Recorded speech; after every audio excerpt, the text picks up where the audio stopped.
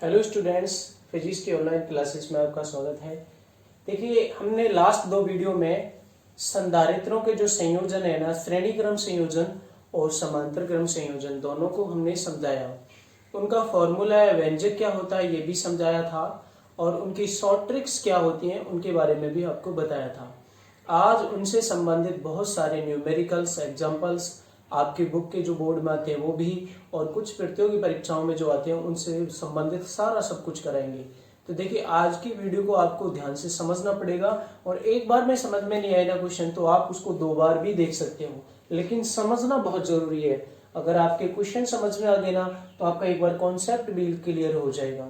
तो देखिए, संधारित्र के क्वेश्चन कराने से पहले हमारा एग्जाम्पल नंबर 12 रह गया था, और एग्जाम्पल नंबर 12 क्या था? ये था कि गोलीय संधारित्र के ऊपर था कि गोलीय संधारित्र की बाहर की वह भीतर की, है ना, बाहर बने कि दो गोले लेते हैं, उसमें आपको पता है बाहरी व भीतरी त्रिज्याएं दे रखी हैं। त्रिज्याएं क्रम से क्या दे रखी हैं आपको? पहली बाहर वाली को R1 मानते हैं, तो R1 दे रखी है 2 मीटर, और आंतरिक दे रखी है यानी कि भीतरी त्रिज्या क्रम से R2। भीतरी वाली को क्या माने? R2, और वो दे रखी है 1 मीटर, है ना। अब ये कह रहा है कि इन दोनों के मध्य, यानी कि दोनों गोलों के बीच की जो जगह होती है, मैं बताऊंगा मध्य कहां होता है। दोनों गोलों के मध्य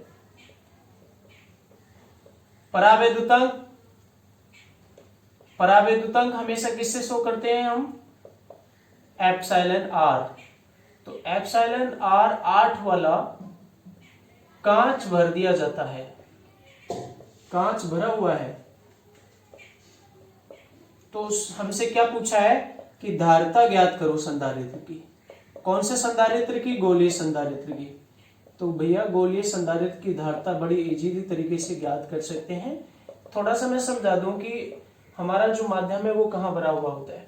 देखिए, बाहर वाला जो बड़ा वाला, बाहर बड़ा तो नहीं लेते लेकिन उसको लगभग बराबर मानते हैं, लेकिन बाहर वाला खोखला लेते हैं, उसकी रेडियस है R1। और अंदर वाला जो गोला लेते हैं, दोनों संकेंद्री होते हैं, एक ही केंद्र होता है, ये भी आपको पता है।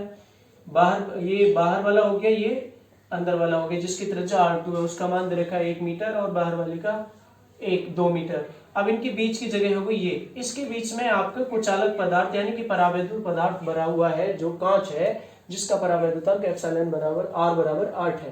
तो इसकी धारिता आपको पूछी है, तो ये सब चीज दी हुई है।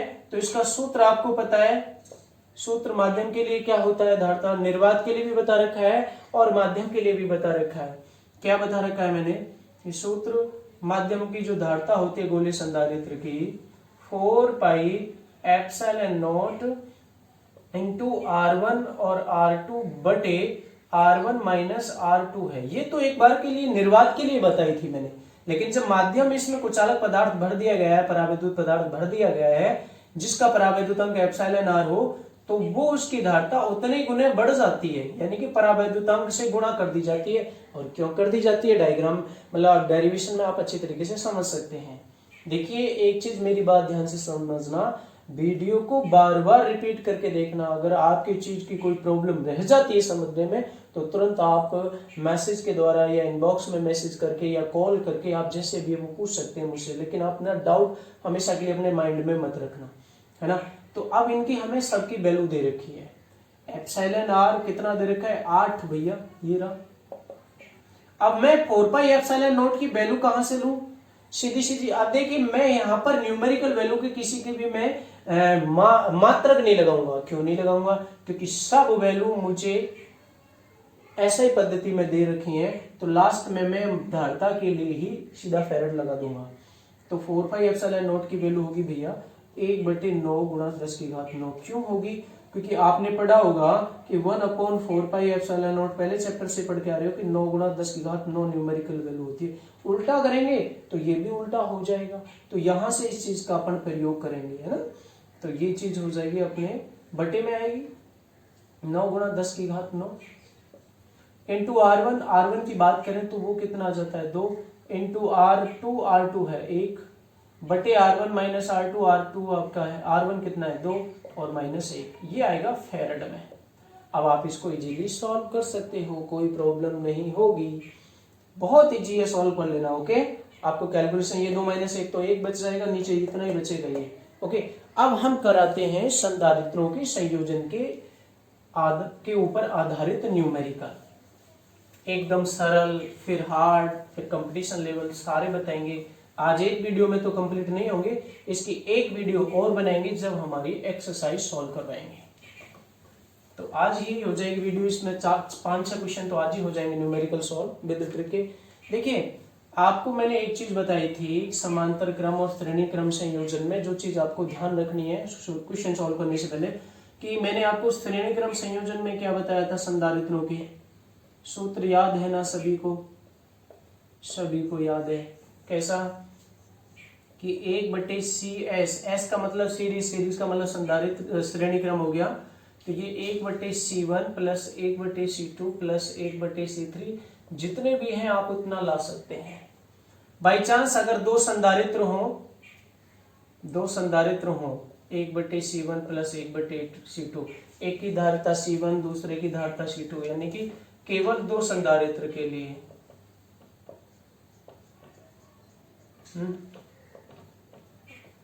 तो ये फॉर्मूला आप आसानी से ड्राइव कर सकते हो, 1/CS बराबर, यानी कि इसके साथ गुणा, इसके साथ गुणा, फिर आपस में इनकी गुणा, तो ये हो जाएगा C1 प्लस C2 या C2 प्लस C1 बटे C1 इंटू C2, है ना। ये 1/CS है, बट हमें वैल्यू किसकी निकालनी है, CS की। तो ये CS बराबर हो जाएगा C1, ऊपर उल्टा कर देंगे, इधर उल्टा किया है तो इधर भी उल्टा हो जाएगा, C1 C2 बटे C1 प्लस C2। अगर कोई दो संधारित्र श्रेणी क्रम में दे रखे हैं तो मैं डायरेक्टली इस फॉर्मूले का यूज करेंगे, तो आप इसका ध्यान रखेंगे। और समांतर क्रम संयोजन का आपको फॉर्मूला पता ही है, संयोजन ये CP बराबर P का मतलब पैरेलल, पैरेलल का मतलब समांतर, ये हो जाएगा C1 plus C2 plus C3 plus C4 dot dot dot dot, जितने भी हैं उतने। और आपको इनकी जो कनेक्टिविटी है, कैसे संयोजित किया जाता है, ये भी दिमाग में रहना चाहिए कि श्रेणी क्रम में तो ऐसे किया जाता है कि बैटरी का ये पॉजिटिव सिरा हो गया तो इधर पॉजिटिव आएगा, ये फिर इसका बैटरी इस प्लेट का मतलब संधारित्र की दूसरी प्लेट को दूसरे संधारित्र की पहली वाली प्लेट से, फिर इसकी दूसरी प्लेट को तीसरे वाले संधारित्र की पहली प्लेट से, ऐसे जोड़ते चले जाते हैं। ये आपने देख लिया है ना। और समांतर क्रम में कैसे जुड़े होते हैं कि ये इन समांतर क्रम में सभी संधारित्रों की एक ओर की प्लेटें एक तरफ एक पॉइंट से और दूसरी ओर की प्लेटें दूसरे पॉइंट से, ये P मानो तो ये Q मानो। देखिए, हमें थ्योरी को न्यूमेरिकल में अटैच करना पड़ेगा, समझना पड़ेगा, प्रैक्टिकली समझना पड़ेगा। आजकल हम क्या करते हैं, देखिए यही चीज होती है कि हम उसको थ्योरी में रटते चले जाते हैं और हम उसको समझ नहीं पाते। समझना भी बहुत जरूरी है, उसको अप्लाइड करना आना चाहिए। अब प्रैक्टिकल की तो भैया कोचिंगों में बहुत प्रॉब्लम है कि प्रैक्टिकल तो कभी कराते ही नहीं है, थ्योरेटिकल आपको बना के छोड़ देते हैं। तो देखिए, हमें सोचना पड़ेगा, ये चीज आपने को ध्यान रखनी है बस न्यूमेरिकल में, और कोई बहुत बड़ी बात नहीं है। मैं सब तरीके के इसके न्यूमेरिकल कराऊंगा, कंपटीशन लेवल के भी और बोर्ड लेवल के भी। अब इससे संबंधित क्वेश्चन आता है आपकी बुक का एग्जाम्पल नंबर 13। एग्जाम्पल नंबर 13 क्या कह रहा है, और डायरेक्ट डायग्राम से निकालना है। आपका डायग्राम दे रखा है इस तरीके से,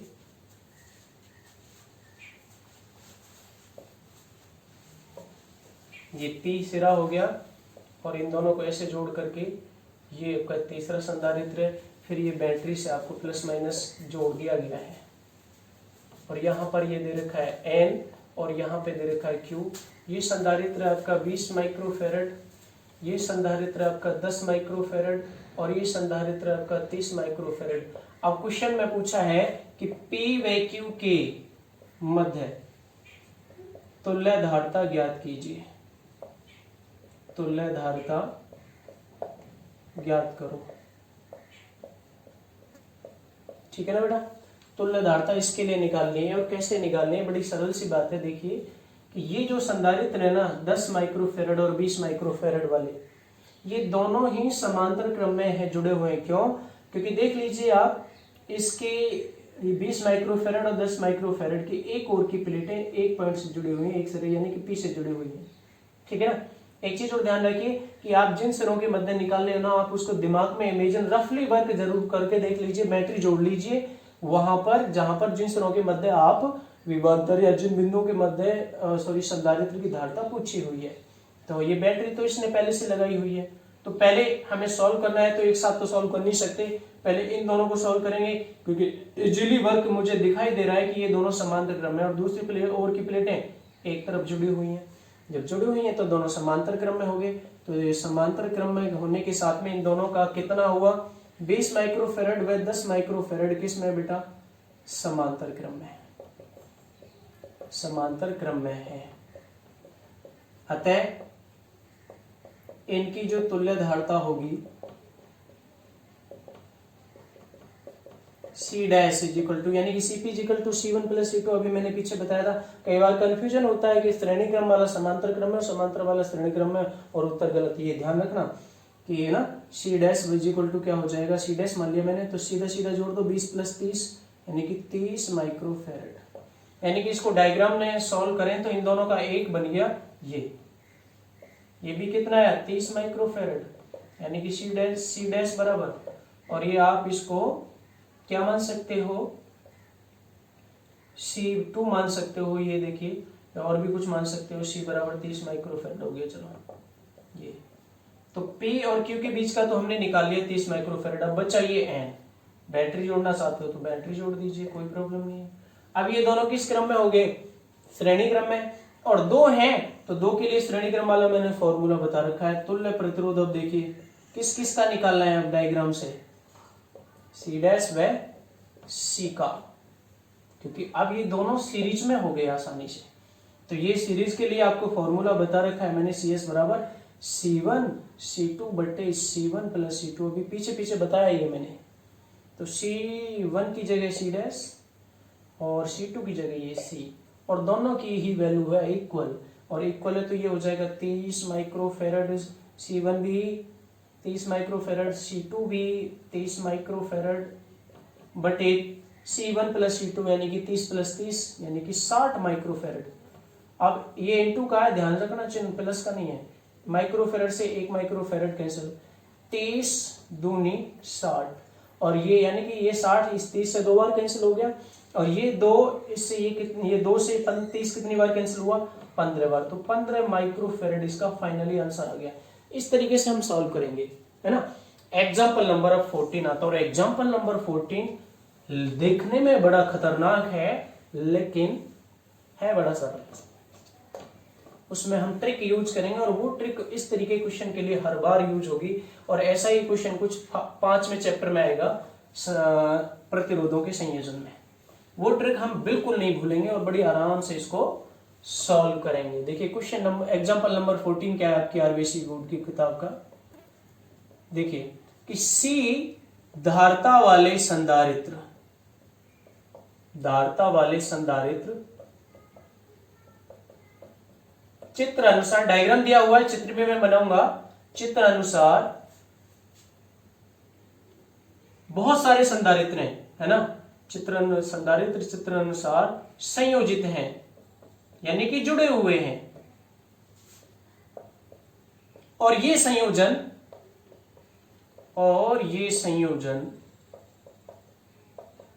कहां तक है, अनंत तक है, अनंत तक है। तो A व B के मध्य तुल्य धारिता ज्ञात करो। A और B के मध्य तुल्य धारिता ज्ञात करनी है अपने को। अब डायग्राम भी दिया हुआ है तो डायग्राम मुझे बनाना पड़ेगा। देखिए कैसे, ये A है और ये B है, ठीक है ना। देखो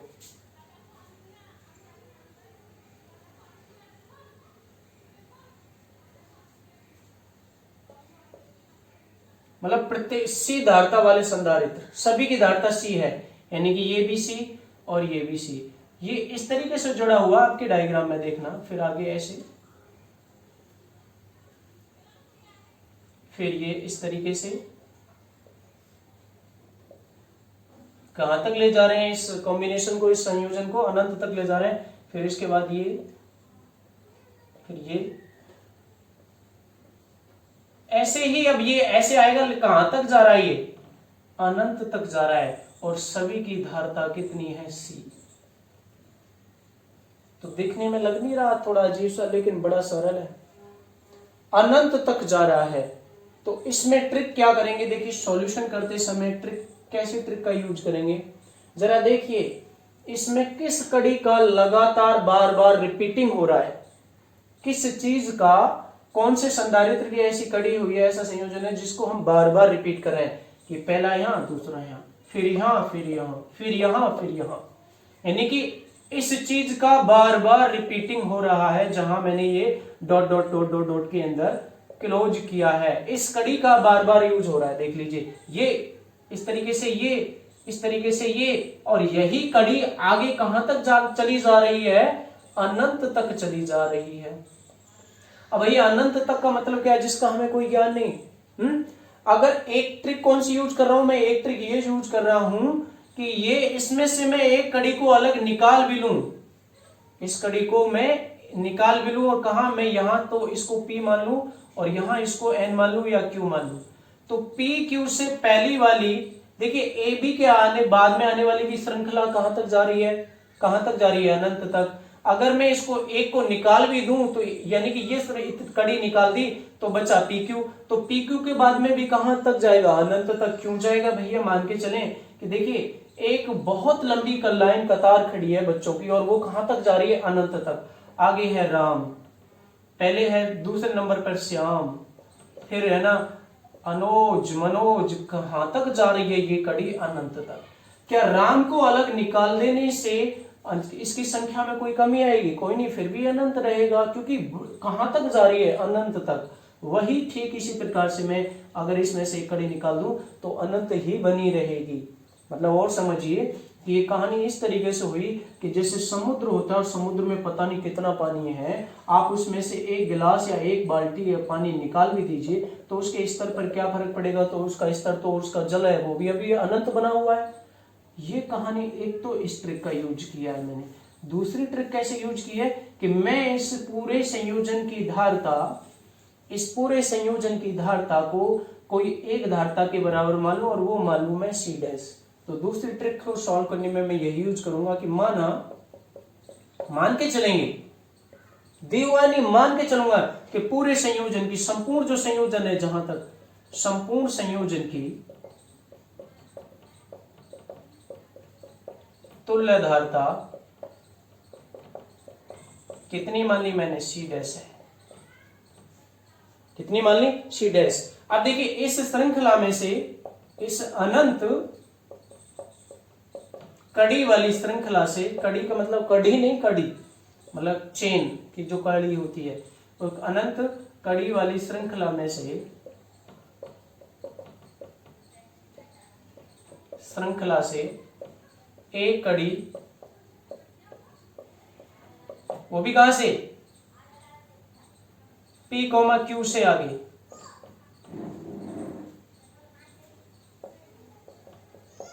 अलग रखते हैं, अलग ले लेते हैं, जिससे उस श्रृंखला पर कोई प्रभाव नहीं पड़ता। क्यों नहीं पड़ता भैया, क्योंकि अनंत तक है। तो देखिए मैंने इसको तो रख लिया अलग, कौन सी वाली को, PQ से पहली वाली को, ये रख लिया भाई। ए भी तो ऑलरेडी यहां नोटेड है, तो नोटेड है, अलग से ये हो गए। ये दोनों को तो मैंने, इस कड़ी को तो पहले निकाल लिया था क्योंकि यही बार बार रिपीट हो रही थी, ठीक है ना। अब इसके बाद में PQ के बाद में भी तो अनंत बची रही, और उस अनंत के लिए मैंने जो भी संयोजन आ रहा है जैसा भी है उसकी धारता कितनी मान ली, C डैश। तो अनंत आने वाली कड़ी की जो मैंने धारता C डैश मानी है, होगी तो वही यहीं पर होगी, तो वो मैंने क्या मान ली, C डैश। ये कितना है, C, और ये कितना है, C। अब इसको सरल करना है और सरल करके C डैश की वैल्यू निकालनी है। और सी डैश की वैल्यू निकालने के बाद में हम वैल्यू निकाल सकते हैं। और जो फॉर्मूला बनेगा, और अगर मान लो सी की वैल्यू 2 माइक्रोफेरेड दे रखी है तो अपन 2 माइक्रोफेरेड रख करके सॉल्व कर लेंगे। तो ये चीज आप यहां तक नोट कीजिए। और ये बड़ा सरल हो गया, आप जरा ध्यान से देखना, ये दोनों चीज, ये दोनों श्रेणी क्रम में हो गए। कैसे हो गए? देखिए बेटा, ये वाला इसका संधारित्र का ये सिरा, देखिए अब ये डायरेक्टली आपका ये और ये दोनों लग रहा होगा कि ये समांतर क्रम में है। हाँ, ये सिरे जरूर एक सिरे से जुड़े हुए हैं, यानी कि ये प्लेट और ये प्लेट, एक तरफ की प्लेट जरूर ए से जुड़ी हुई है, बट ये प्लेट और ये प्लेट भी तो बी सिरे से दूसरे एक सिरे से जुड़े होने चाहिए, नहीं जुड़ रही, क्योंकि इसकी बाली को, इस प्लेट को कौन बीच में टांग अड़ा रहा है? ये सी डैश, इसलिए समांतर क्रम नहीं बन रहा। हाँ, ये जरूर श्रेणी क्रम बनना है, क्योंकि इसके बीच में कोई इंटरफेयर नहीं करा। ये आगे वाली एक प्लेट एक से इधर जुड़ी हुई है, दूसरी वाली प्लेट इसकी दूसरे वाले संधारित्र से की पहली प्लेट से जुड़ी हुई है, और ये फिर इस सिरे से जुड़ी हुई है, तो ये इसमें कोई दिक्कत नहीं है। तो ये दोनों हो गए हमारे किसमें? श्रेणी क्रम में। तो मैं ऊपर वाले को मिटा रहा हूं। आई होप आप समझ गए होंगे, 100% समझ में आ गया होगा अगर आपने ध्यान से समझा होगा। और नहीं भी पता चला हो ना, तो वीडियो को वापस रिपीट करके देख लेना, मैंने चीजें किस तरीके से समझाई हैं और क्या क्या समझाया। एक एक शब्द को ध्यान से सुनना, ठीक है बेटा? समझना बहुत जरूरी है, आगे भागना जरूरी नहीं है, समझ के चलना बहुत जरूरी है। देखिए अब हम आप आगे क्या करते हैं, देखिए चित्र अनुसार है। अभी ये जो डायग्राम बचा हुआ है, चित्र से सी, ये वाला सी है ना, सी व सी डैश, सी डैश संधारित्र किस क्रम में है? श्रेणी क्रम में है बच्चों, श्रेणी क्रम में है। तो इनका तुल्य प्रतिरोध कितना आएगा? श्रेणी क्रम के लिए मैंने बता रखा है 2 के लिए, तो इनका तुल्य प्रतिरोध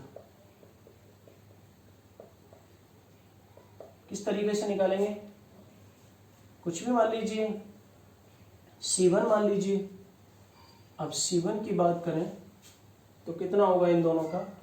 देखिए श्रेणी क्रम में है तो C1 प्लस C2 इस तरीके से था, तो C into C dash, sorry C dash बटे C प्लस सी डैश। कौन सा प्रयोग किया मैंने? CS बराबर C1 C2 बटे C1 प्लस C2, इसका यूज किया है। C1 की जगह C और C2 की जगह C डैश। अब दिमाग लगा लेना अपना। तो ये हम इन दोनों का ये मिला हमें तुल्यधारता, तो हम इसको डायग्राम से भी समझेंगे। इन दोनों का एक हो गया तो कैसे होगा बेटा? A और B के पीछे मध्य तुल्यधारता पूछिए तो इसको तो साथ में लेंगे। तो ये अपना एक तो C ये बच रहा है, और इन दोनों का एक आया, और उसको हमने कितना माना? C1 माना। और हालांकि C1 की वैल्यू कितनी है? ये C डैश बटे C प्लस C डैश। अब मुझे फाइनली वैल्यू किसकी निकालनी है? C डैश, क्योंकि संयोजन की तुल्यधारता मैंने क्या मानी है? C dash. अब मुझे C डैश को सॉल्व करना है, अभी नीचे मिटा रहा हूं मैं, ठीक है बेटा? अब आपको साफ नजर आ रहा होगा कि ये C और C1 किस क्रम में है। अब सीधे से जुड़े हैं। इन दोनों संधारित्रों की एक ओर की प्लेटें एक सिरे से जुड़ी हुई हैं और दूसरे ओर की प्लेटें दूसरे सिरे से जुड़ी हुई हैं। यूं करके देख लीजिए, अब आप देख लो अगर आपको नहीं पता चला हो तो। ये A है और ये B है। ये बैटरी का आप पॉजिटिव सिरा मान लो, ये बैटरी का नेगेटिव सिरा मान लो, आराम से समझ में आ जाएगा, ठीक है ना? तो ये समांतर क्रम में हो गए, है ना? अब C व C1 दोनों किस क्रम में है? समांतर क्रम में है, ठीक है ना? अतः इनकी तुल्यधारता बेटा क्या होगी? इनकी तुल्यधारता कैसे निकालें? समांतर क्रम के लिए निकालनी है, क्या हो जाएगी? अच्छा, ये पूरा एक संयोजन वही तो चलता आ रहा है अनंत क्रम वाला, तो तुल्यधारता हम ऑलरेडी कितनी मान चुके हैं? C डैश आएगी तो वो C डैश की बराबर। अब ये समांतर क्रम है तो क्या हो जाएगा? C प्लस C1, है ना? या C डैश बराबर C प्लस C1। C1 की वैल्यू कितनी है? ये रही C डैश बटे C प्लस C डैश। अब हम क्या करते हैं, इसको सॉल्व करते हैं। आपको तरीका बहुत सारे पता है, तो या तो एलसीएम लीजिए, या एलसीएम नहीं लेना आता हो, कोई अंक नहीं देगा, तो इस C के नीचे अपन क्या मान लेंगे? 1, तो प्लस C डैश बटे C प्लस C डैश। इसकी गुणा इसके साथ, इसकी गुणा इसके साथ, और फिर बाद में इन दोनों की गुणा आप जो है नीचे हो जाएगी। तो नेक्स्ट में क्या हो जाएगा, ऊपर से रब करके मैं मिटा रहा हूँ, फिर लिखूंगा। देखिए कीजिए मल्टीप्लीकेशन इसकी बेटा, या सी डैश बराबर इसकी गुणा इसमें, तो सी ब्रैकेट में C plus C dash plus इसकी गुणा इसके साथ, तो ये आपको पता ही है कि यहाँ पर एक है तो एक यही बचेगा, बटे नीचे की आपस में, तो नीचे एक है तो ये क्या हो जाएगा सी प्लस सी डैश। वापस इसकी गुणा करिए और इसको इधर ले आइए, इधर नीचे भाग है तो इधर आके गुणा होगा, तो C dash C plus C dash बराबर इसकी गुणा इसमें कीजिए, तो C into C C square plus C C dash और ये प्लस सी सी डैश। अब नेक्स्ट लाइन में इसकी गुणा कीजिए, क्या हो गया C dash C plus C dash square बराबर सी स्क्वायर, ये कितने हो गए जोड़ करके 2cc डैश है। अब आप देखिए हमें वैल्यू किसको निकालना है, वेरिएबल कौन है यहाँ पर सी डैश है, तो सी डैश स्क्वायर को पहले लिख लीजिए और सी डैश सी को सी सी डैश लिख दीजिए प्लस सी सी डैश, और ये इधर प्लस का इधर आएगा माइनस का, तो 2cc डैश, और ये भी इधर प्लस का इधर माइनस का, तो minus C square equal to 0 बचेगा। इन दोनों को देखिए, ये माइनस का 2cc डैश है और ये प्लस का cc डैश है, तो माइनस का ज्यादा है माइनस का बच रहा, तो ये क्या हो जाएगा C dash square minus 2cc dash minus C square is equal to 0। अब सॉरी माइनस का एक बचा ये। अब ये द्विघात समीकरण जैसी द्विघात समीकरण ही बनी है, अब जिसमें डायरेक्टली हम इसके मान तो निकाल नहीं सकते, वैल्यू तो निकाल नहीं सकते, तो हम इसमें स्थिरधाराचार्य का फॉर्मूला यूज करेंगे और वो द्विघात समीकरण के लिए होता है। तो पहले तो द्विघात समीकरण को समझ लीजिए, ax square plus B X plus C, यहाँ पर आपका वेरिएबल यानी कि चर राशि कौन है x, और यहाँ पर कौन है सी डैश, देख लीजिए सी डैश x, और यहाँ पर ये अचर पद होता है, तो यहाँ पर अचर पद कितना है आपका सी की जगह माइनस सी स्क्वायर, चिन्ह भी देखना है बराबर 0 के लिए, है ना। श्रीधराचार्य फॉर्मूला क्या होता है, श्रीधराचार्य सूत्र x बराबर minus B plus minus under root B square minus 4ac, ये सारे का अंडर रूट होता है इसका ब्रैकेट के अंदर, बटे 2a। ये फॉर्मूला सभी को याद होगा, 10th क्लास तक पढ़ाया जाता है। अब यहां पर देखिए x की जगह तो कौन है वेरिएबल, देख लीजिए c डैश, और आपका a की जगह इसका यानी कि गुणांक, तो गुणांक इसका कितना है 1, तो आपका a की जगह आ गया 1, और b की जगह यहां पर क्या आ रहा है, देखिए x की जगह तो c डैश आ गया और b की जगह आ गया माइनस सी, चिन्ह भी तो ध्यान रखना, तो b is equal to minus C, और यहां पर c इज इक्वल टू जो अचर पद है, यहां पर ये c इज इक्वल टू कितना आ रहा है माइनस सी स्क्वायर, चिन्ह भी याद रखना है। अतः x बराबर यानी कि x की जगह क्या c डैश बराबर माइनस बी यानी कि b की जगह क्या लेना है आपको माइनस सी, यहां पे माइनस सी लाओगे, माइनस पहले से है तो माइनस माइनस यानी कि plus C square, okay, plus minus under root B square, B की वैल्यू कितनी है माइनस सी, उसका क्या होना, अरे भाई यहाँ पे एक गलती हो गई, माइनस माइनस गुणा यानी कि बी की वैल्यू सी, तो ये तो खाली सी आएगा, plus minus under root B square, B square यानी कि माइनस सी का स्क्वायर, तो यानी कि सी स्क्वायर माइनस 4 ए की वैल्यू कितनी 1, सी की वैल्यू कितनी माइनस सी स्क्वायर,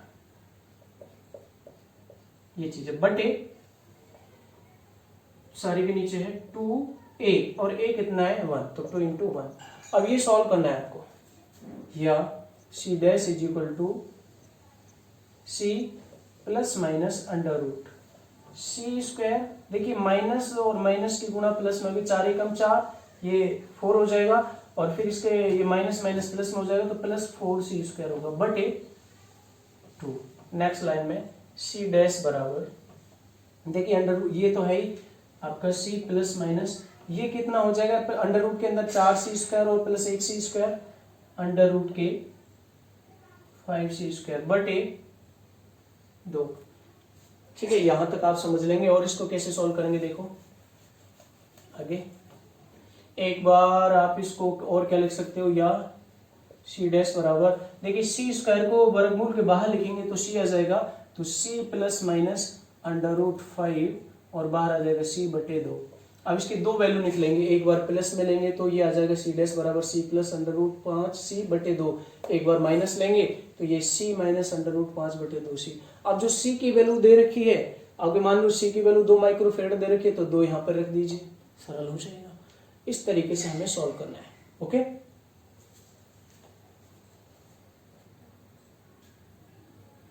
अब देखिए बेटा, आपकी एक्सरसाइज जो है चैप्टर नंबर 4 की, उसका क्वेश्चन नंबर 10 दे रखा है और ये कह रखा है कि चित्र के अनुसार देख करके आप इनकी संधारित्रों की धारता बताइए और धारता प्रत्येक प्लेट का क्षेत्रफल a है और दोनों प्लेटों के बीच की दूरी स्मॉल d है, इसके लिए भी और इसके लिए भी। अब आपको इसमें दिमाग लगाना है किस तरीके से, देखिए मैं कैसे समझाऊंगा कि भैया कि पहले अकेले से ये आपका अकेला संधारित्र था निर्वात में, इसकी एक प्लेट को आपने पॉजिटिव टर्मिनल से जोड़ दिया और दूसरी प्लेट को नेगेटिव टर्मिनल से जोड़ दिया, तो ये तो पता है कि संधारित्र की दोनों प्लेटों पर विपरीत प्रकृति का आवेश और समान परिमाण में रहता है। तो ये अभी तो अकेला एक संधारित्र बना हुआ था। अब क्या किया मैंने, इसको कैसे काटा, इसकी प्लेटों को बिल्कुल आधा आधा काट करके अकॉर्डिंग टू द क्वेश्चन के अनुसार है सारा सब कुछ, आधा काटा तो आधी प्लेट इधर आई तो आधा क्षेत्रफल इसका a/2 इधर बचा और a/2 इधर आई ना, ऐसे इधर इसका बचा क्योंकि दोनों प्लेटों का क्षेत्रफल समान है, आकार है। अब ये क्या करा कि इनको आधा करके इधर आपका एप्सिलॉन r2 परावैद्युत वाला पदार्थ भर दिया, परावैद्युत माध्यम, और इसका इधर एप्सिलॉन r वाला भर दिया। तो ये दो संधारित्रों को जैसा काम करेगा। ये कहानी ऐसे है कि आप एक कमरे के, जैसे ये आपकी चौड़ाई के अकॉर्डिंग है, उसको दो भाग कीजिए। अब दो भाग ऐसे कीजिए, इधर पानी भर दीजिए और इधर तेल भर दीजिए।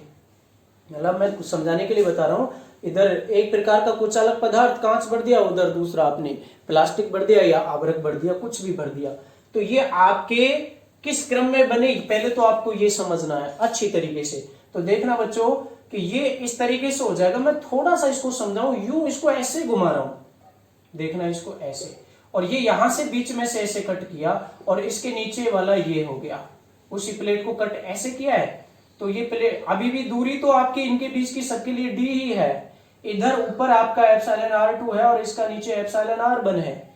अब ये बैटरी का आप पॉजिटिव सिरा मान सकते हो और ये बैटरी का आप नेगेटिव सिरा मान सकते हो। तो इसमें यानी कि ये दो संधारित्र नहीं हो गए, इसमें एक अलग परावैद्युत पदार्थ जैसा हो गया, दूसरा अलग परावैद्युत पदार्थ हो गया।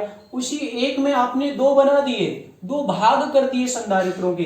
तो जरा देखना, मैं इसको ऐसे भी तो कर सकता हूं कि ये ऐसे कि दोनों ये एक और की प्लेट है, थोड़ा सा इनको और गैप दे करके समझ लिया जाए तो और ज्यादा बेस्ट हो जाएगा कि ये एक संधारित्र हो गया, ये दूसरा संधारित्र हो गया, जिसके लिए यहाँ पर परावैद्युत पदार्थ एप्सिलॉन r2 परावैद्युत अंक वाला है, यहाँ पर एप्सिलॉन r वाला है। तो आपने ये दूसरा इधर हो गया, ये दूसरी ओर की प्लेट एक और से जुड़ी हुई, तो ये समांतर क्रम में बैठ गया क्या? अब समांतर क्रम में बैठ गया तो आप उसके लिए अब संधारित्र की धारता क्या होती है अगर पूर्णतः भरा हुआ है। अब देखिए, चूंकि मीडियम के लिए धारता का सूत्र क्या होता है, संधारित्र की धारता समांतर प्लेट के लिए Cm बराबर एप्सिलॉन r और इंटू निर्वात के लिए विद्युत धारता A एप्सिलॉन नॉट बटे d। अब बच्चों यहां पे क्या हो जाएगा, इसलिए इसके लिए आप C1 मान लो, तो C1 कितना हो जाएगा इसके लिए एप्सिलॉन r1, ब्रैकेट में ये आपका क्षेत्रफल है। अब क्षेत्रफल भैया आधा आधा बढ़ गया, तो आधा बढ़ गया तो आधा आ गया a/2 इंटू एप्सिलॉन नॉट बटे डिस्टेंस नहीं चेंज हो तो डिस्टेंस जो की तो रहेगी। ओके, या C1 इज इक्वल टू, ये नीचे आ जाएगा दो, तो एप्सिलॉन r1 ये क्या आ जाएगा a एप्सिलॉन नॉट बटे 2b। इसी प्रकार आप दूसरे के लिए निकाल सकते हो, इधर वाले के लिए, क्योंकि क्षेत्रफल उसका उतना ही है और दूरी वही है, लेकिन बदला तो क्या बदला, सिर्फ परावैद्युत पदार्थ, जिसके लिए उसका परावैद्युत अंक भी बदल जाएगा।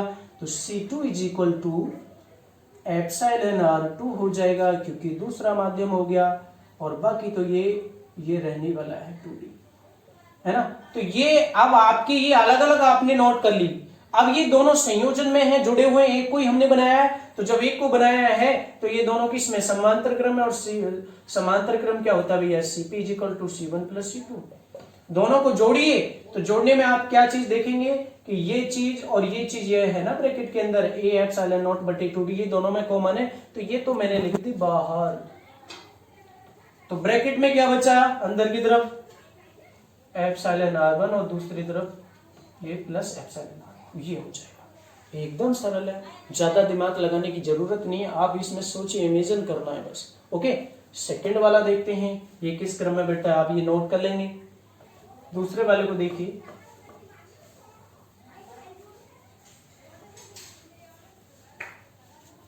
अब देखिए बेटा इसमें क्या किया है, इस बार तो ऐसे काटा लेकिन इस बार बीच में पर्दी लगा दी।